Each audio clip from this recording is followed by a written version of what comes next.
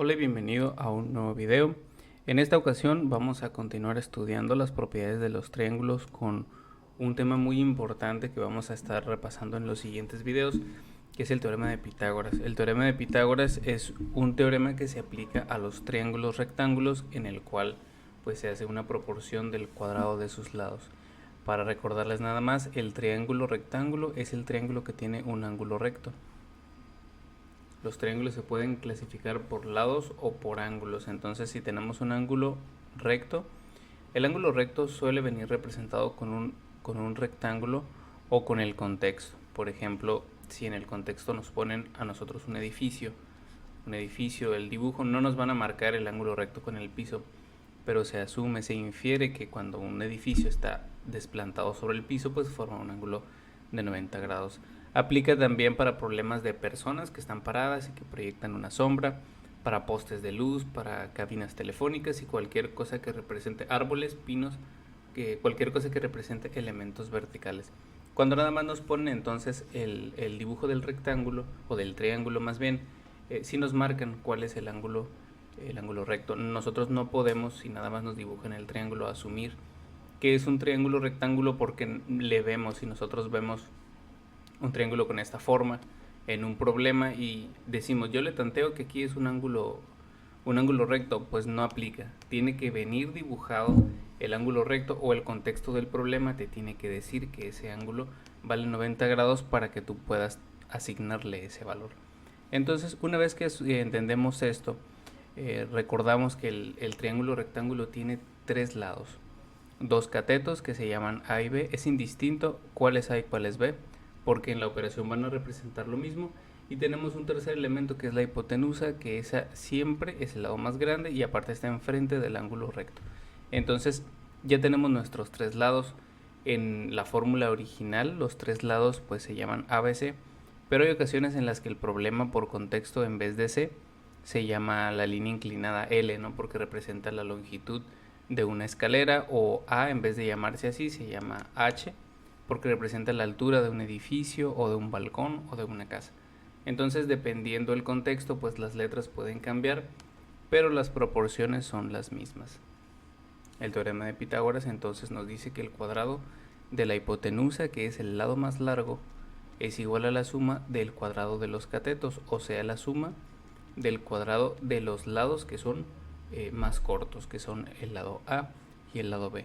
Cuando nosotros vamos a calcular el lado más grande, o sea, el lado que está enfrente de la hipotenusa, siempre lo vamos a hacer por suma. Y cuando vamos a calcular uno de los catetos, que puede ser el lado más corto, por ejemplo, o uno de los lados más cortos, vamos a hacerlo por resta. No podemos sumar la hipotenusa a un cateto.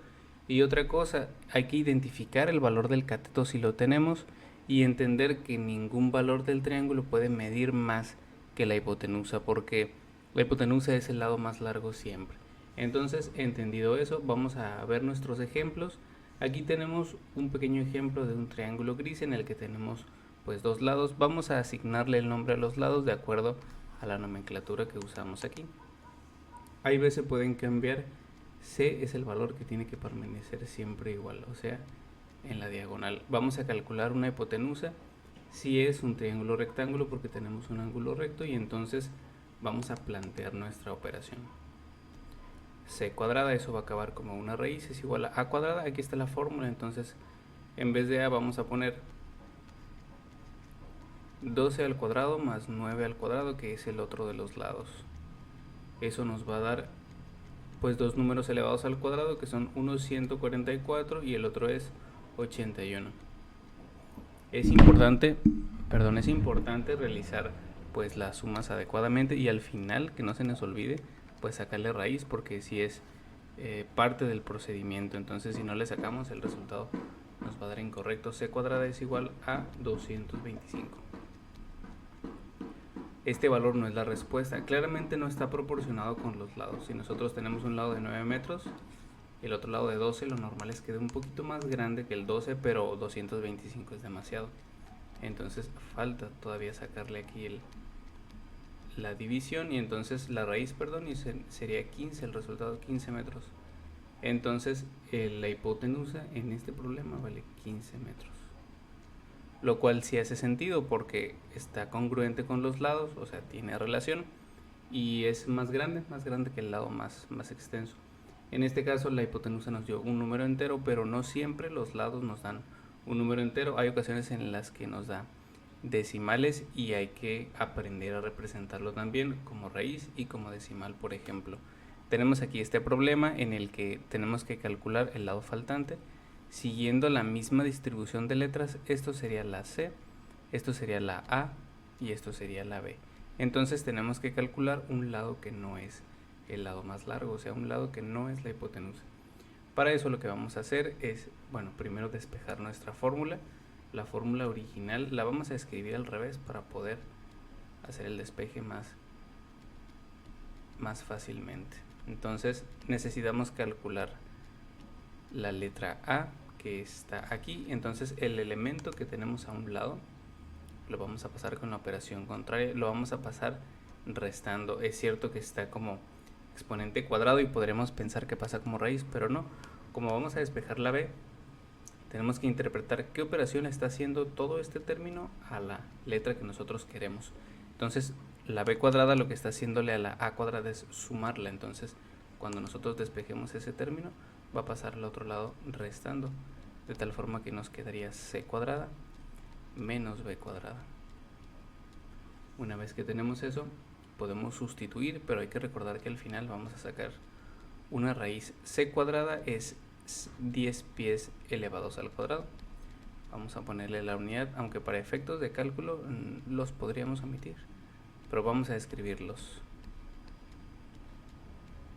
Ok, entonces vamos a hacer las operaciones. Esta todavía está al cuadrado, pero en el siguiente paso ese cuadrado ya va a pasar a ser una raíz. 100 al cuadrado es 10 al cuadrado es 100, perdón, y 6 al cuadrado es 36.